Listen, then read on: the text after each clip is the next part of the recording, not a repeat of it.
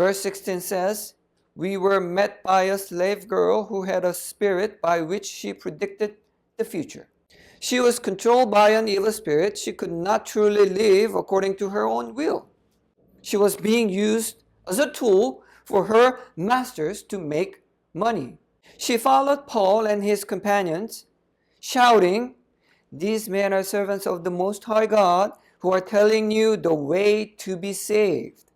So what she's doing is she's just stating the fact about Paul and his companion.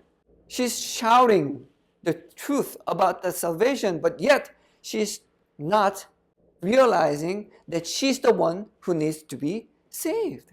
Yet, nowhere in the passage tells us that she expressed any desire to escape her situation. Strange, right? But perhaps she had lived this way for so long, maybe too long, that she had become accustomed to it. She became accustomed to her life of being possessed by the evil spirit and being used by her own masters. People often choose familiar pain over unfamiliar freedom. That's true. Sometimes we feel more comfortable with familiar chains than with a new freedom that requires change. Freedom requires responsibility. Change is uncomfortable, sometimes even frightening. And because of that, people sometimes choose to remain in familiar prisons. People actually choose to stay in familiar prisons.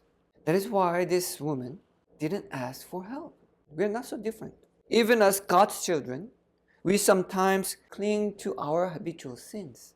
We continue unhealthy relationships.